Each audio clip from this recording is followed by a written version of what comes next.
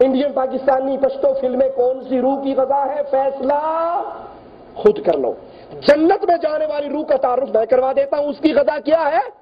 اللہ کا ذکر، قرآن کی تلاوت۔ اور کالے کوٹھے میں جانے والے روح کی فیصلہ آپ خود کر لو کہ اس کی غذا کیا ہے۔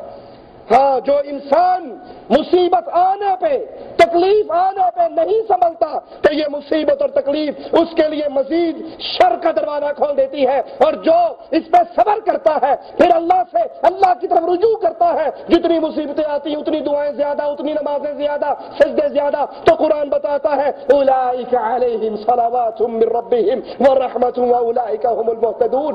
یہ ہے مصیبتوں پہ صبر کرنے والے، ان پر اللہ کی رحمتیں، سلامتیاں اترتی ہیں اور یہی ہدایت پانے والے ہیں۔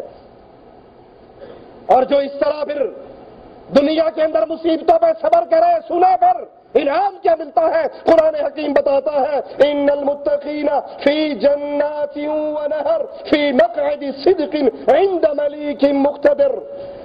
اہل ایمان، اللہ سے ڈرنے والے، مصیبتوں پہ صبر کرنے والے یقیناً متقین جنتوں میں اور نہروں میں ہوں گے۔ سوچئے ایک آدمی کو گورنمنٹ کی طرف سے ایک قصر مل جائے، محل مل جائے، اور وہ دریائے راوی کے کنارے پر ہو، گنگا کے کنارے پر ہو، کیا خیال ہے اس کے دل میں کتنا سرور اور خوشی آئے گی؟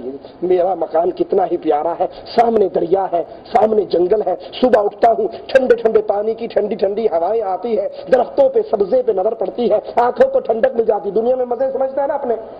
اور کتنا خوش نصیب ہے وہ جنتی جس کی جنت، جس کے گھر کے اندر سے دودھ کی نہریں، شراب کی نہریں، شہد کی نہریں، میٹھے پانی کی نہریں۔ اللہ ہم جتنے بیٹھے ہیں سب کو اپنی رحمت سے جنت الفردوس عطا فرما دے، اللہ ہمارے گناہوں کو معاف فرما دے، اللہ ہمارے اعمال اس درجے کے نہیں ہیں، تیری رحمت کے امیدوار ہیں، اللہ اپنی رحمت سے ہمیں بھی جنت الفردوس عطا فرما دے۔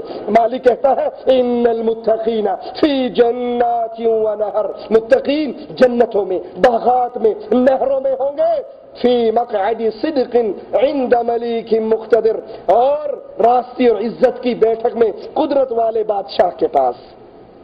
اللہ کے لیے اعلیٰ مثال سمجھانے کے لیے بات کرتا ہوں۔ آپ کسی کمپنی میں کام کرتے ہیں، فورمین ہیں، آپ کے کام سے آپ کا کفیل اتنا خوش ہو کہ فورمینی سے اٹھا کر آپ کو پرسنل سیکرٹری بنا لے، جب واپس اپنے روم اپنی کمپنی میں ملنے کے لیے آؤ گے تو پاؤں زمین پہ لگے ہوں گے، 2 فٹ اونچے ہوں گے نا، کفیل کا پرسنل سیکرٹری ہے، کیا کہنے میرے، اتنی میری ان سے چلتی۔ اللہ کے لیے اعلیٰ مثال سمجھانے کے لیے بات، جس مومن بندے سے اللہ راضی ہو گئے اپنا پڑوس جنت الفردوس عطا کر دے، اس سے بڑا خوش نصیب اللہ ہم سب کو ان خوش نصیبوں میں شامل فرما دے جن کی شان تو نے یہ بیان کی، وہ جنات میں، باغات میں، نہروں میں، اور تیرے پاس ہوں گے، تیرے مہمان ہوں گے۔ کیا خوش نصیب ہے، مہمان وہ ہے، میزبان تو ہے، مہمان وہ ہے میزبان۔ اللہ ہم سب کو اپنے مہمانوں میں شامل فرما لے۔ ابی داؤد میں ہے رسول اللہ صلی اللہ علیہ وسلم کی مجلس میں بیٹھا ہوا ایک شخص، اس نے کہا مجھے کبھی بیماری نہیں۔ لوگ خوشی یہ سمجھتے ہیں ہمیں بخار نہیں ہوتا، ہم بیمار نہیں ہوتے۔ یہ بندہ خوش نصیب کیوں؟ بیماری آنے سے، تکلیف آنے سے، بخار آنے سے۔ ایک روایت میں ہے جس طرح درخت کے پتے جھڑ جاتے ہیں، اس طرح بخار کے آنے سے، بیماری کے آنے سے گناہ انسان کے جھڑ جاتے ہیں۔ رسول اللہ صلی اللہ علیہ وسلم نے فرمایا بڑا اجر و ثواب کڑی آزمائشوں کے نتیجے میں حاصل ہوتا ہے۔ اللہ جب کسی قوم سے محبت کرتا ہے، سنیے، اللہ جب کسی قوم سے محبت کرتا ہے انہیں آزماتا ہے، اور جو اللہ کی آزمائشوں پر راضی ہو جاتا ہے ان کے لیے اللہ کی رضامندی ہے، اور جو اللہ کی آزمائشوں پہ ناراض ہو جاتا ہے اس کے لیے اللہ کی ناراضگی ہے۔ تکلیف آئے، مصیبت آئے، غم آئے، دکھ آئے، اگر راضی ہوں گے اللہ راضی ہوگا، اور اگر ناراض ہوں گے تو تم سے پھر اللہ ناراض ہو جائے گا۔ رسول اللہ صلی اللہ علیہ وسلم فرماتے ہیں ہر شخص کا اس کے دین کی بقدر امتحان لیا جاتا ہے۔ ہر کسی پر مصیبت اتنی آتی ہے جتنا اس کے ایمان قوی ہوتا ہے، جس کے اتنے ایمان کے مطابق اللہ اس کو آزماتا ہے، اس پہ تکلیفیں اتارتا ہے۔ رسول اللہ صلی اللہ علیہ وسلم فرماتے ہیں جب اللہ کسی قوم سے محبت کرتا ہے تو اس قوم کو آزمائشوں میں مبتلا کرتا ہے۔ اللہ کے نبی صلی اللہ علیہ وسلم طائف کی طرف جا رہے ہیں لا الہ الا اللہ کی دعوت دینے کے لیے، اور طائف والے، اب نبی اللہ کو تو پتا تھا نا کہ میرے نبی کے ساتھ کیا سلوک ہوگا، اللہ کو پتا تھا یا نہیں تھا؟ پتا تھا۔ اللہ چاہتا اپنے نبی کو روک نہیں سکتا تھا کہ پیارے ادھر نہ جاؤ تجھے ماریں گے، لیکن اللہ بھیج رہے جاؤ تبلیغ کرو، اور نبی کو پتھر پڑ رہے ہیں، اور نبی بھی اس آنے والی آزمائش پہ کیسے راضی، پہاڑوں کا فرشتہ آتا ہے کہتا ہے آقا اجازت دے دو ان طائف کی بستی والوں پر 2 پہاڑ گرا کے ان کو پیس کے رکھ دوں۔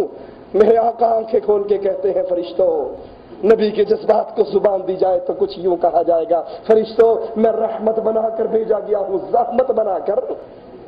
اللہم اہد قومی فإنہم لا يعلمون، اللہ میری قوم کو ہدایت دے دے، یہ مجھے جانتے، یہ پتھر مار رہے ہیں اور نہیں جانتے میں ان کو جہنم سے بچانے کے لیے آیا ہوں، جہنم سے نکالنے کے لیے آیا ہوں۔ جب اس طرح تکلیف آئے اور پھر وہ اس تکلیف پر راضی ہو تو اللہ عز و جل ان کو کیسے انعام عطا فرماتا ہے، وَلَقَدْ أَخَذْنَاهُمْ بِالْعَذَابِ فَمَا اسْتَكَانُوا لِرَبِّهِمْ وَمَا يَتَضَرَّعُونَ۔ اور بدنصیب لوگوں کی مثال یہ ہے، اللہ کہتا ہے جب میں انہیں عذاب میں پکڑ لیتا ہوں، یہ لوگ نہ اپنے رب کے سامنے جھکتے ہیں، نہ روتے ہیں، نہ معافی مانگتے ہیں، جو مصیبت آنے پہ، تکلیف آنے پہ، غم آنے پر پھر بھی اللہ کی طرف رجوع نہیں کرتے، اللہ سے معافیوں کا سوال نہیں کرتے، یہ بدنصیب لوگ ہیں۔ خوش نصیب وہ ہے، تکلیف آئی، غم آیا، مصیبت آئی، اولاد میں مصیبت آئی، مال میں مصیبت آئی، کاروبار میں مصیبت آئی، شادی بیاہ میں مصیبت آئی، طلاق ہو گئی، آج نکاح ہوا سوا طلاق ہو گئی، یہ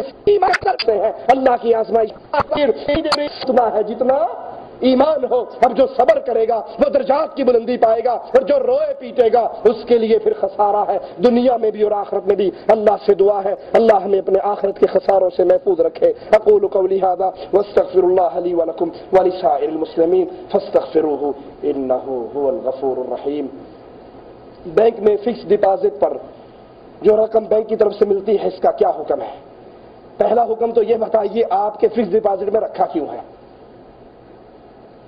فکس ڈپازٹ جو سور کی طرح حرام ہے، خنزیر کی طرح حرام ہے، سود کی رقم، آپ نے اپنا مال فکس ڈپازٹ میں رکھا ہی کیوں؟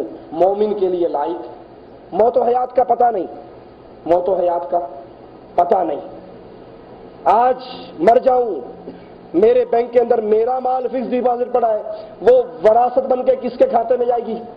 اولاد مزے کرے گی، جوتے کس کو پڑیں گے؟